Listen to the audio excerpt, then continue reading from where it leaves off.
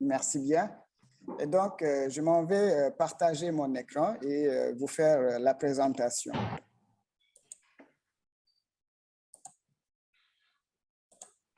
Bien.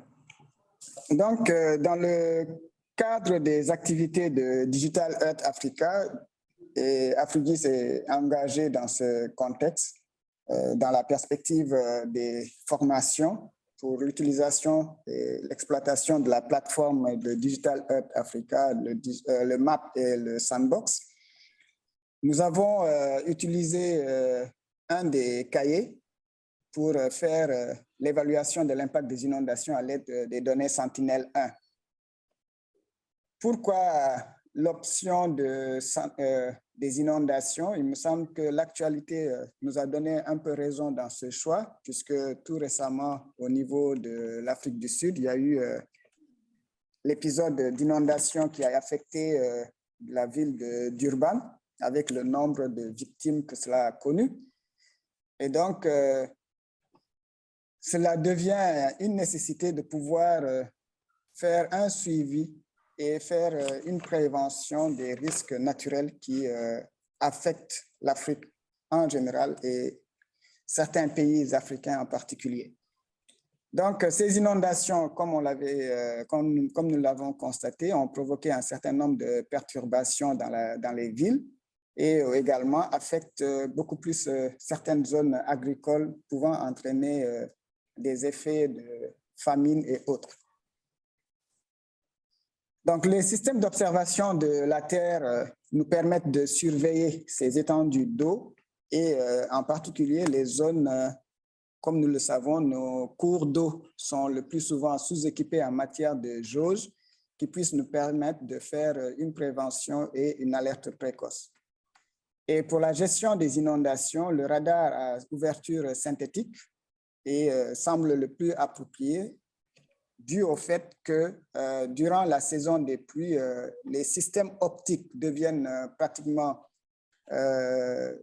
sans grande importance, puisque les données collectées sont le plus souvent masquées par les couvertures nuageuses, tandis que le système radar nous permet d'avoir l'acquisition de ces données d'observation de la Terre en tout temps et selon les conditions météorologiques qui ne s'y prêtent pas. Et pour ce faire, nous avons utilisé les systèmes, le radar, le SAR, le Sentinel-1 du groupe Copernicus, et nous avons effectué également une classification non supervisée en utilisant l'algorithme, le K-means, pour pouvoir faire une cartographie ou l'extraction des zones urbaines par rapport aux zones affectées par l'eau. Donc, dans ce contexte, nous allons faire une description ou bien nous allons expliquer un tout petit peu la méthodologie que nous avions utilisée pour effectuer ce travail. En premier lieu, on a déterminé ou on a sélectionné le lieu et l'intervalle de temps pour effectuer l'analyse. Ensuite, nous avons chargé les données de rétrodiffusion Sentinel-1 par rapport à la zone d'intérêt. Une conversion des nombres numériques en valeur décibels pour effectuer l'analyse.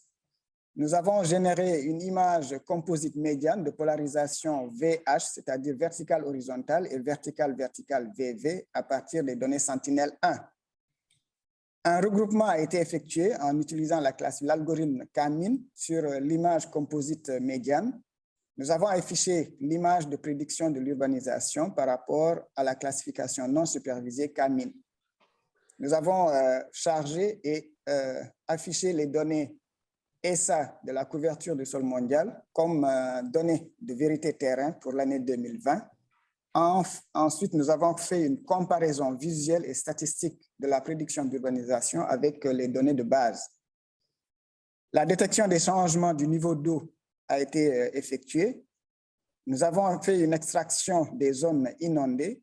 Un modèle numérique de terrain a été généré et à partir de ce modèle numérique de terrain, nous avons essayé de faire la carte de la vulnérabilité, c'est-à-dire déterminer les zones qui sont les plus sensibles à l'inondation. Donc, la première étape consiste au démarrage de l'analyse consiste à charger les différents paquets qui seront utilisés pour l'exécution de ce cahier. Et en premier, c'est le matplotlib qui a été utilisé pour permettre la représentation des graphes et autres. Nous avons importé le DataCube, qui est le repositoire des données qui seront utilisées, le matplotlib color, qui nous permettra de faire les représentations en couleur, le matplotlib pyplot pour les représentations, le numpy pour les valeurs numériques, les X-arrays pour la représentation des matrices et figures, et le matplotlib patch, le matplotlib color. Tous ces éléments-là ont été importés à partir de Digital Africa Tools, Classification, pour faire, on a importé le sklearn flatten pour la représentation des matrices en ligne ou en colonne, le Digital Earth Africa Tool Dask pour la création locale Dask cluster, le data handling pour l'importation des images, le load ads, le Digital Earth Africa Tools plotting import pour l'affichage des images et la représentation de l'utilisation du sol et l'occupation du sol.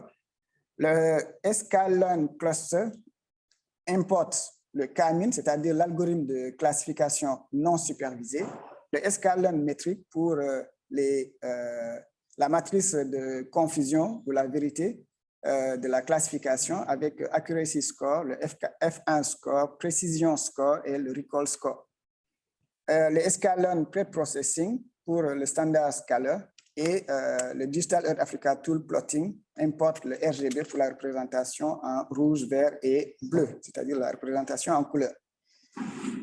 La deuxième étape a consisté à faire la configuration, à configurer le cluster Dask. Et pour ce faire ici, donc nous allons commencer à charger les paquets. Donc, vous constatez qu'au niveau de la cellule à gauche, vous avez les crochets qui sont vides. Donc, une fois qu'on lance l'opération, on clique sur le Run de la cellule sélectionnée et le système va faire le traitement. Vous voyez qu'il y a un astérix et une fois que l'astérix et le traitement est effectué, le nombre 1 s'est affiché. Cela veut dire que notre première opération a été effectuée. On passe au cluster Dask, c'est-à-dire la configuration du cluster Dask. Donc, on exécute. Le système est en train de l'effectuer et ça nous donne les informations sur le client et le nombre, la mémoire utilisée et la capacité du système. Nous allons nous connecter au DataCube pour pouvoir avoir accès aux données. Et pour ce faire, le DataCube, on a utilisé le App Urban Area Mapping puisque nous voulons faire une extraction des zones urbaines. Donc, nous allons l'exécuter. Et ce DataCube est chargé. Maintenant, nous allons définir les paramètres, c'est-à-dire nous allons définir la zone d'intérêt. Et pour définir la zone d'intérêt, nous avons utilisé un point par rapport à la zone qui nous concerne. Et par rapport à ce point, nous allons obtenir le central lat, c'est-à-dire la latitude centrale de la zone d'intérêt à analyser, le central longe, c'est-à-dire la longitude centrale de la zone d'intérêt à étudier, le buffer qui nous permet de déterminer l'étendue de la zone à couvrir par rapport au central lat et le central long, et le time range, c'est-à-dire l'intervalle de temps ou la période qui nous intéresse. Donc, nous avons défini ici la zone d'intérêt. Dans notre zone ici, la zone que nous avons choisie couvre une partie de la ville de Lokoja, qui est au Nigeria, et elle se trouve à la confluence des fleuves Niger et Benue. Et c'est la capitale de l'État de Kogi. Donc, les coordonnées du point sont 7,77 804 en latitude et 6,73 376 en longitude. Le buffer est égal à 0,05. Donc, les instructions pour calculer le lat range et le long range qui déterminent l'étendue de la zone à couvrir est donné ainsi. On prend le central lat moins le lat buffer, c'est-à-dire les 0,05, et le central lat plus le lat buffer pour la détermination du lat range. Et pour la détermination du long range, on prend le central long moins le lone buffer et le central lone plus le lone buffer. Donc, ça nous donne l'étendue à gauche et à droite, en haut et en bas par rapport au point central. Donc, l'intervalle de temps que nous avons choisi ici couvre le mois de juillet 2021 jusqu'au mois de septembre 2021. Donc, ces périodes ont été choisies, sachant que vers le mois de juillet, le niveau d'eau n'est pas suffisamment élevé et vers le mois de septembre, le niveau d'eau aura atteint un certain maximum qui pourrait déclencher les inondations. Puisqu'il faudrait tenir compte aussi de la décharge au niveau des cours d'eau et les précipitations peuvent se produire en amont de la zone et la partie qui nous concerne peut ne pas être peut ne pas avoir de précipitations, mais provenant de l'amont, ces éléments, ces eaux vont pouvoir créer des inondations. Et s'il se trouve maintenant que la zone également est battue par la pluie, le risque de remontée des eaux devient plus important. Donc, nous allons afficher, nous allons dérouler la définition de la zone d'intérêt et nous allons afficher notre zone d'intérêt ici. Et vous voyez que dans le cadre en rouge, à l'intérieur, nous avons notre zone d'étude. Vous me dites ceci, la visualisation est suffisamment bonne. Et je peux faire un agrandissement ici en utilisant ma souris ou en cliquant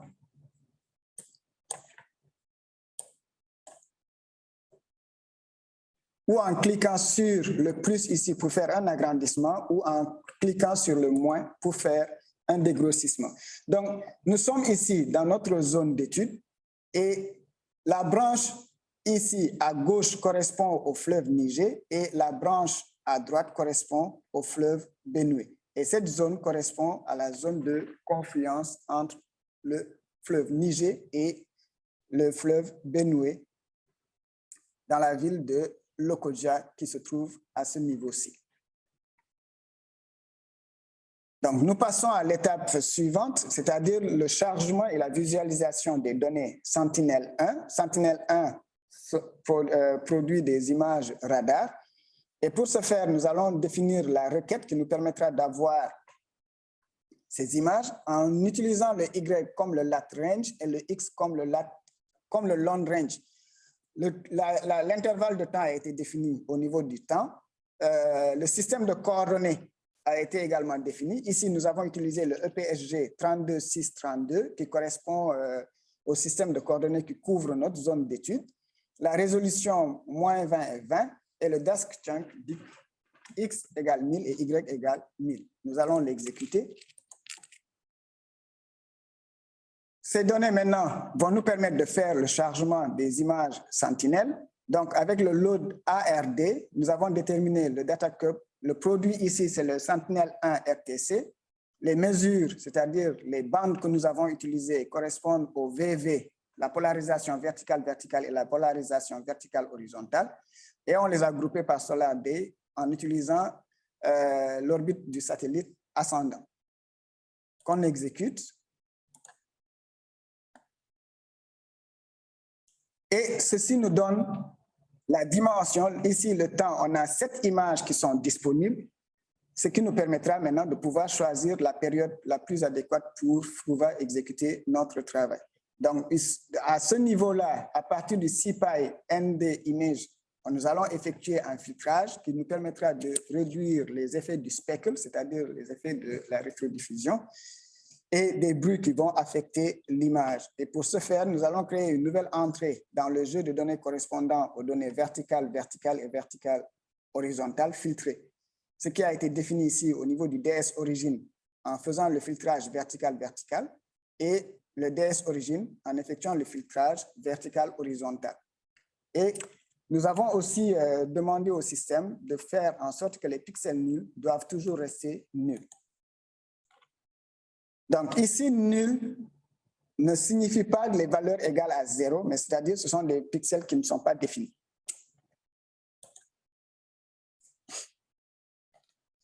Donc, le système est en train d'effectuer, c'est terminé, et nous avons les valeurs numériques qui sont très élevées. Il nous faudrait donc les convertir en valeurs décibels, puisqu'il est dit que ces valeurs peuvent être converties en rétrodiffusion en décibels en utilisant 10 multiplié par le logarithme décimal de la valeur du numérique, du nombre numérique, le dn. Cette conversion est utile parce que pour l'analyse, car la rétrodiffusion en unité décibels présente un profil de bruit plus symétrique et une distribution des valeurs moins asymétriques pour une évaluation statistique plus facile. Donc, l'algorithme de transformation des décibels, des valeurs numériques en valeurs décibels, on a utilisé le DS origine verticale-verticale en faisant 10 multiplié par XR ufunc log 10 pour la valeur filtrée verticale-verticale et celle pour la valeur filtrée horizontale, verticale-horizontale, que nous allons exécuter. Nous allons visualiser les données sentinelles en définissant les grilles comme valeur de représentation et nous allons définir pour vertical horizontal et vertical vertical.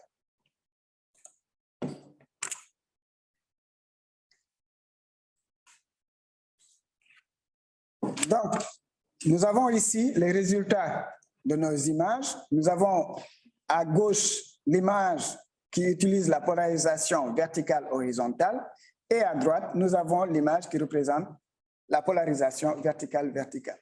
Et donc, sur ces deux images, nous avons la représentation en couleur sombre vers moins 27, c'est-à-dire il y a un dégradé à partir de moins 25 vers moins 27 qui correspond aux surfaces couvertes par l'eau, et le reste correspond aux différents éléments de couverture du sol, comme le bâti et les sols nus ou la végétation qui vont avoir différentes intensités qui tendent vers moins 10. La même chose pour le vertical-vertical, où nous avons ce qui apparaît en noir comme étant les surfaces d'eau et ce qui apparaît en gris clair et gris plus clair ou gris moins clair correspondant aux zones bâties et aux autres éléments de couverture du sol. Le DS origine maintenant que nous allons définir, on a ici le nombre d'images disponibles et nous en avons 7. Nous allons commencer par le 0 ici, qui correspond au 2 juillet 2021. Et nous avons la 7e image qui correspond au 24/09/2021, c'est-à-dire le 24 septembre 2021. Donc, nous avons commencé à partir de 0, 1, 2, 3, 4, 5 et 6. Puisque le système compte à partir de 0 et nous donne un total de 7.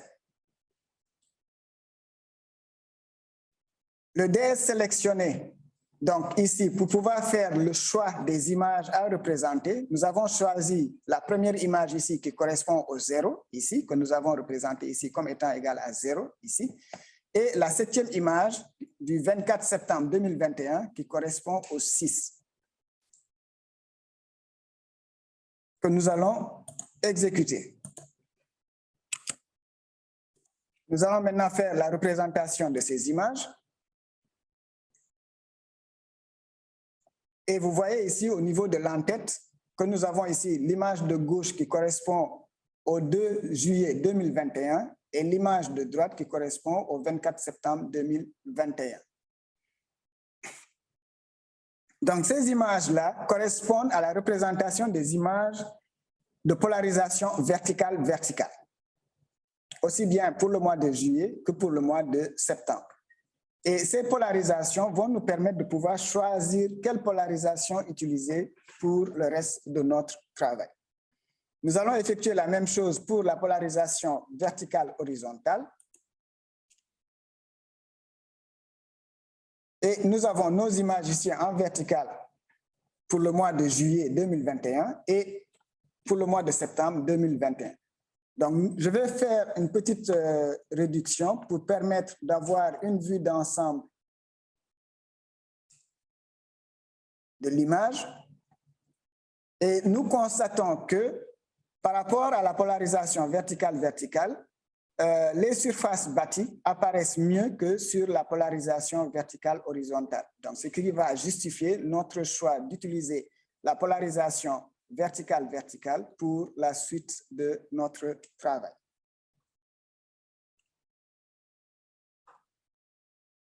Donc, verticale-verticale, les surfaces bâties apparaissent ici en gris clair et en polarisation verticale-horizontale, le bâti n'est pas suffisamment bien visible. Donc, nous allons effectuer un ratio d'image, c'est-à-dire nous allons diviser la polarisation verticale-horizontale sur la polarisation verticale-verticale. Ceci nous permettra de pouvoir faire une composition colorée puisqu'il nous faut faire une représentation en RGB. Donc, nous avons besoin d'une troisième bande qui nous permettra d'effectuer cette composition colorée. Et donc, pour l'affichage de l'image en RGB, rouge, vert, bleu, nous allons utiliser la polarisation verticale-verticale, verticale-horizontale et le ratio vertical-horizontal sur vertical-vertical.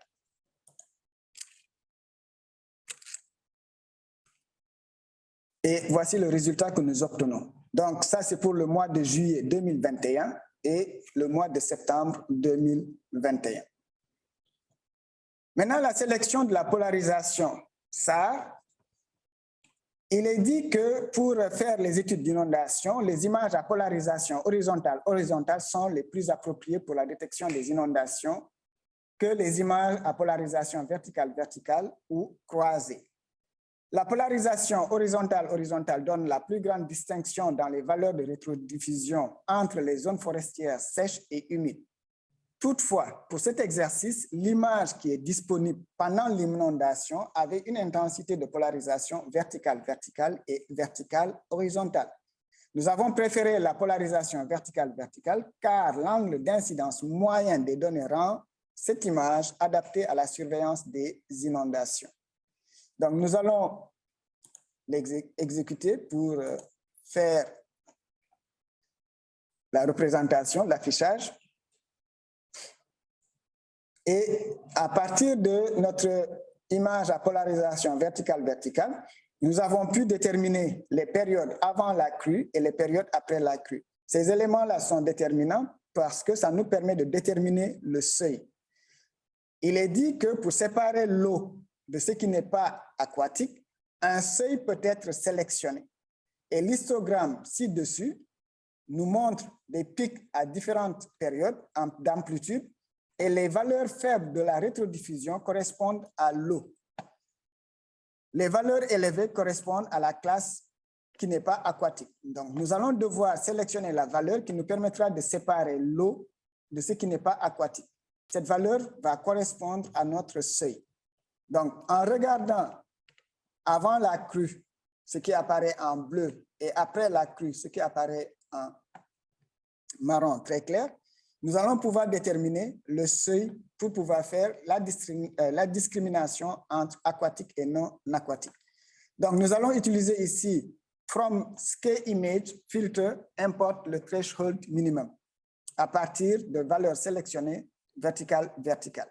Et le système va nous imprimer cette valeur qui servira comme seuil. Et cette valeur est ici définie comme étant égale à moins 14,23 231 376. En utilisant cette valeur maintenant, nous allons effectuer la séparation aquatique et non aquatique. À partir du DS Select Water, nous allons faire le DS Select vertical-vertical par rapport au threshold, au seuil. Et nous allons l'appliquer sur le mois de juillet et sur le mois de septembre. Et nous allons faire la représentation de ces éléments-là. Et voici ce que nous obtenons. Donc ici, nous avons fait une séparation entre ce qui est aquatique, qui apparaît ici en sombre, et ce qui n'est pas aquatique, qui apparaît en clair, qui correspond au mois de juillet. Et au mois de septembre également, nous avons cette couleur beaucoup plus foncée que celle-ci, beaucoup plus claire. Donc, nous avons les deux embranchements qui confluent et à ce niveau-ci et à ce niveau-ci au mois de juillet. Donc, ce que nous allons faire maintenant pour la détection des changements, c'est croiser les deux images pour voir quelle est l'étendue et quels sont les changements qui sont intervenus entre le mois de juillet et le mois de septembre. Donc, la détection des changements est effectuée comme suit. Le mois de septembre, l'image de septembre, on effectue une soustraction par rapport au mois de juillet. C'est ça aussi l'avantage des images satellites, parce que ça nous permet de pouvoir faire des opérations arithmétiques comme les multiplications, les additions, les soustractions et les divisions. Donc, on exécute et nous allons définir ce qui va apparaître comme eau, ce qui est resté constant et ce qui a changé. Donc, lorsque l'eau apparaît, la valeur 1 a été effectuée. Si l'eau est restée constante, la valeur 0.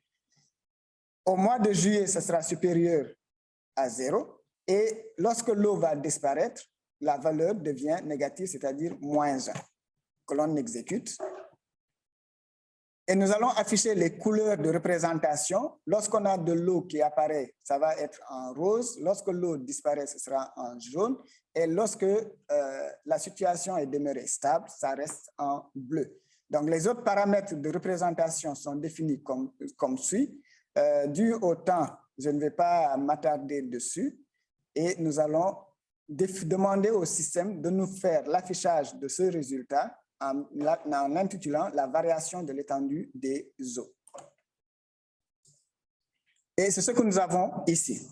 Donc, avec notre résultat, nous avons que ce qui est en bleu ici correspond à ce qui est toujours resté aquatique. Ce qui sera en jaune est ce qui est passé de l'eau à l'absence d'eau. Et ce qui apparaît en rose, c'est ce où on n'avait pas de l'eau, et l'eau est venue l'occuper. Donc, je vais faire un petit agrandissement qui nous permettra de pouvoir visualiser notre résultat. Et donc, nous avons ici ce qui apparaît en rose. Avant, ce n'était pas occupé par de l'eau. Et donc, cette surface a été remplie d'eau. Nous avons ici vers cette marge-là, ce qui est en jaune. Avant, il y avait de l'eau et après, ça s'est reculé. Et la même chose. Donc, ce que nous avons comme résultat. Nous allons effectuer maintenant la classification de l'occupation du sol et de l'utilisation du sol. Et pour ce faire, nous allons utiliser l'algorithme de classification non supervisée, le K-min. Les paramètres ont été définis ici. Et les éléments de représentation de couleurs ont été définis à partir du color list.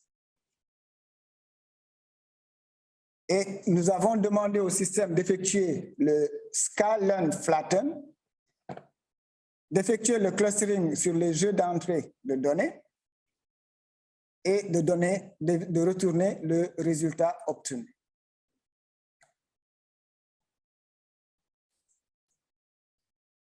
Cela a été exécuté. On effectue sur la bande VV.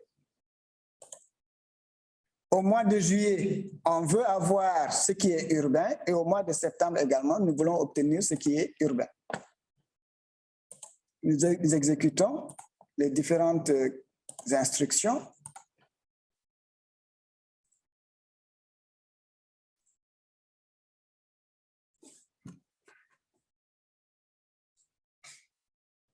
Et nous affichons nos résultats. Donc, la classification non supervisée a été effectuée. Cela veut dire quoi? Cette classification supervisée repose sur le fait que nous avons instruit le système de faire, à partir des valeurs obtenues sur les images, de déterminer 2 classes, 3 classes ou 4 classes sur la base des valeurs radiométriques ou des valeurs décibels contenues dans les images.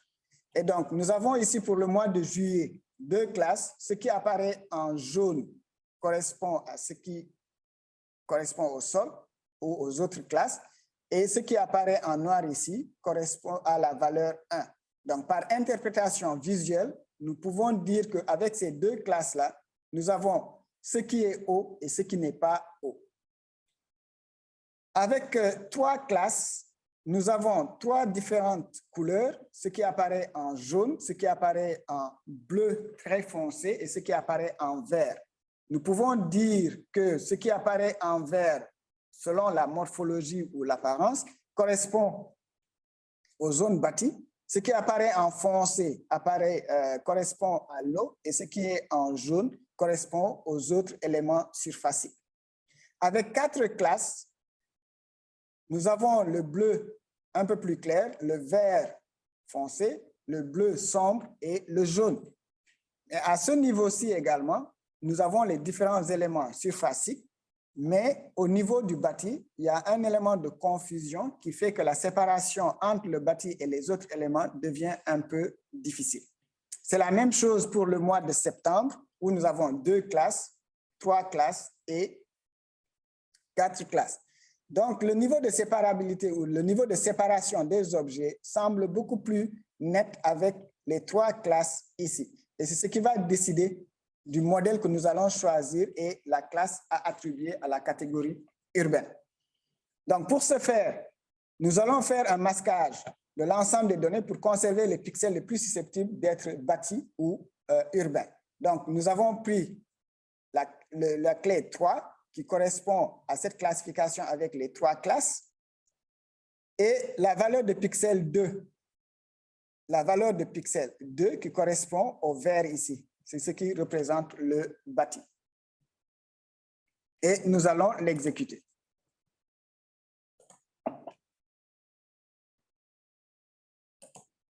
Nous allons produire l'image pour le mois de juillet et voici l'image du mois de juillet. Donc, on a juste affiché ce qui apparaît en le bâti et nous allons effectuer la même chose pour le mois de septembre.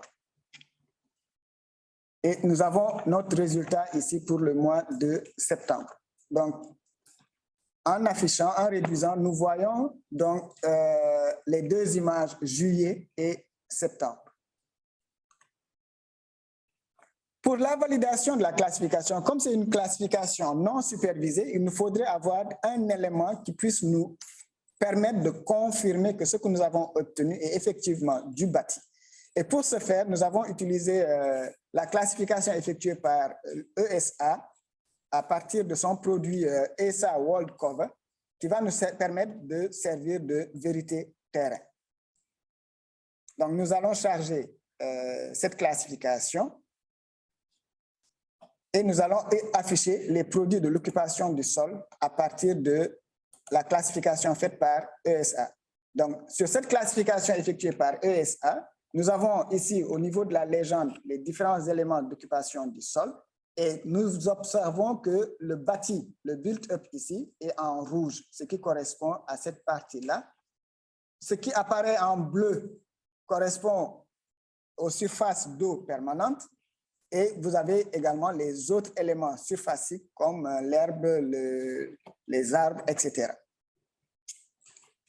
Nous allons afficher les zones urbaines de ESA avec notre classification non supervisée pour avoir un élément de comparaison de notre résultat. Donc, pour ce faire, à gauche ici, nous avons la classification obtenue par ESA. Et à droite, ici, nous avons notre classification non supervisée prédite pour le mois de juillet. Maintenant, il nous faut vérifier l'exactitude, c'est-à-dire est-ce que le résultat obtenu est acceptable ou non, puisque cette classification va permettre de faire certaines prises de décision et il faudrait que l'on puisse s'assurer de la précision du producteur, la précision de l'utilisateur et la précision totale de la classification et le F1 score est défini.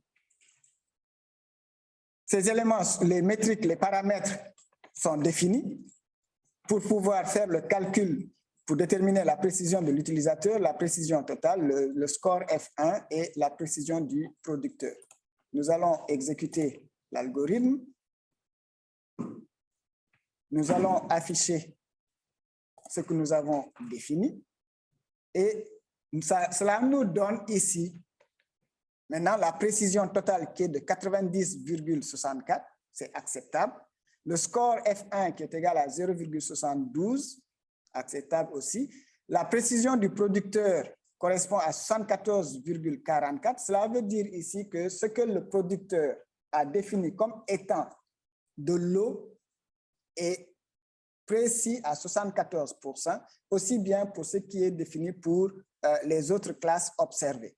La précision de l'utilisateur ici est égale à 69,35, donc qui est au-delà de 50%, la marge est acceptable. Cela signifie que pour chaque élément défini comme élément surfacique, soit bâti, soit eau, soit végétation, a une certaine précision à 69% de vérité. Nous allons faire le D-stack qui nous permet de faire les arguments et nous allons afficher la cartographie des zones urbaines. Nous avons ici des résultats qui vont nous donner en cyan un faux positif, en rouge un faux négatif et en blanc un vrai positif. Donc, le faux positif ici correspond à ce qu'on appelle l'erreur de niveau 1 et le faux négatif correspond à l'erreur de niveau 2. Nous allons afficher la classification ici pour le mois de septembre.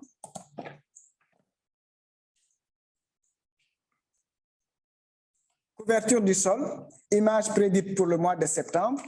Nous allons définir également les paramètres pour les afficher.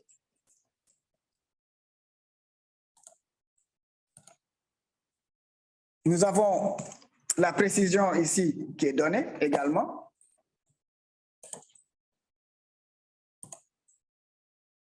Nous avons nos résultats, notre résultat pour le mois de septembre également, avec les faux positifs, les faux négatifs et le vrai positif. Ce qui est vrai positif correspond à ce qui est effectivement défini comme étant bâti et effectivement du bâti. Le faux positif signifie que ce qui a été défini comme étant bâti n'est effectivement pas du bâti, et le faux négatif, ce qui a été défini comme n'étant pas du bâti est effectivement du bâti. Donc, ce sont ces éléments-là qui nous permettent d'interpréter notre image et nous allons faire l'affichage de nos images ici pour le mois de juillet et pour le mois de septembre pour accepter notre classification non supervisée. Nous allons maintenant afficher ce qui est eau ou ce qui n'est pas eau.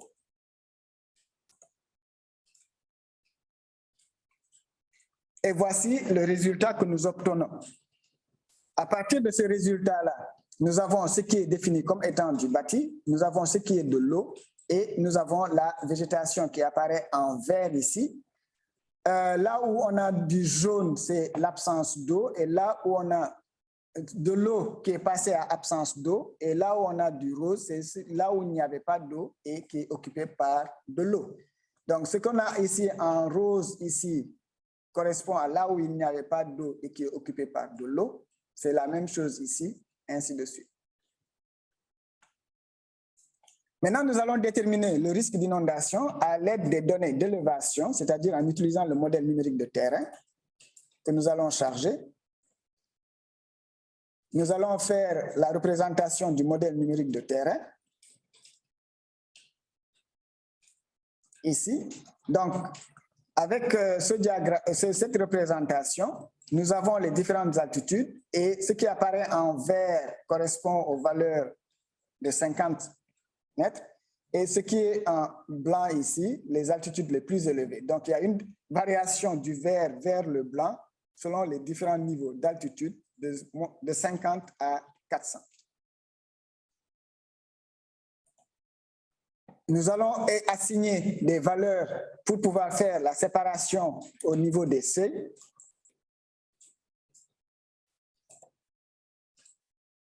Que nous exécutons ici.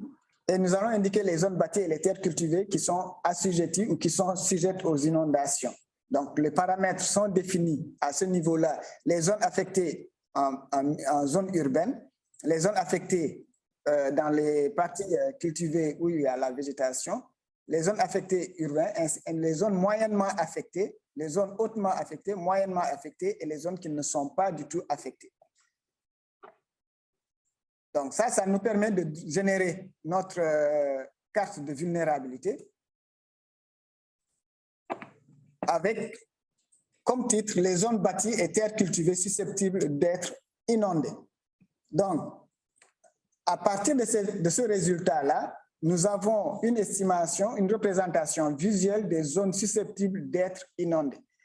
En rouge, ici, ce sont les zones fortement exposées aux inondations, donc ce qui est sur le littoral du cours et sur les branches des éléments qui tendent vers le cours d'eau. En jaune, ce sont les terres cultivées, ici. Ça, c'est une zone cultivée. Tout ce qui est en jaune ici est fortement exposé aux inondations. Et maintenant, nous avons les éléments en pourpre qui sont moyennement exposés aux inondations. Ce sont ces secteurs-là. En vert clair, ce sont les terres cultivées moyennement exposées aux inondations que nous avons à ce niveau-ci. Et nous avons les zones bâties non affectées qui sont aux extrémités ici, vers les parties les plus élevées. Et les terres cultivées également non affectées qui sont sur les parties les plus élevées. Nous allons définir les calculs pour la conversion des pixels en kilomètres carrés pour pouvoir faire une estimation statistique des superficies affectées. Donc, nous allons déterminer les zones bâties fortement exposées aux inondations, fortement exposées les terres cultivées, les zones bâties moyennement et les zones non affectées.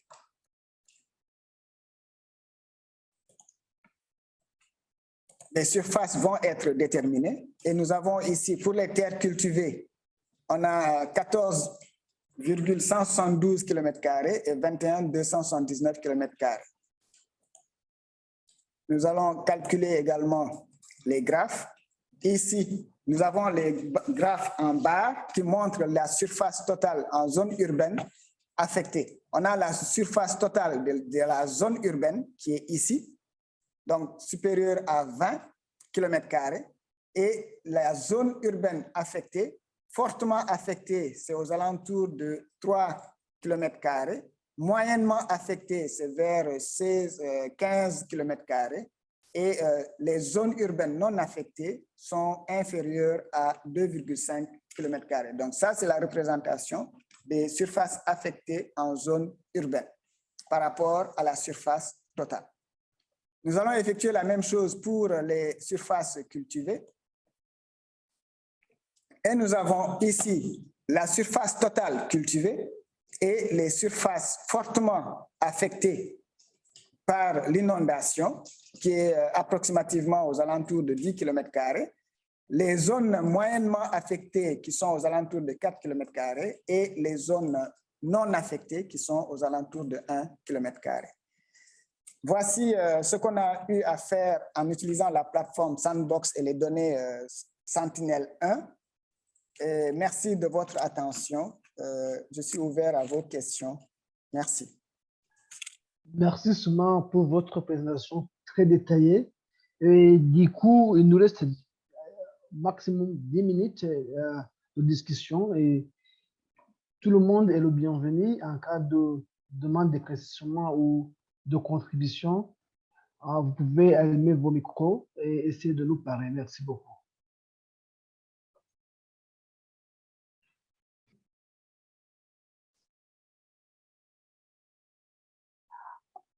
Bako, avez-vous... Je peux commencer?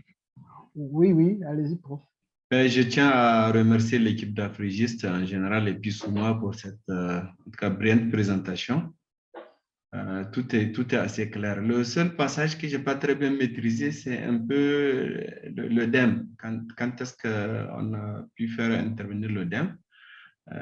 Une autre question, c'est que je me demande si est-ce que le radar lui-même ne comporte pas de DEM. Lui-même, il ne comporte pas de DEM. Et si c'est un DEM général ou un DEM généré à partir du radar, c'est ça que je voulais savoir. Voilà. Et de l'autre côté aussi, comme Ken l'a déjà dit, je pense que ça, c'est un travail vraiment très pointu. que de chercher à le reprendre. Je crois que ce serait bien après ce call-là qu'on puisse en tout cas le mettre à la disposition de tous les participants pour nous permettre aussi de le tester dans nos différentes zones d'intervention. Merci beaucoup. Merci Souma.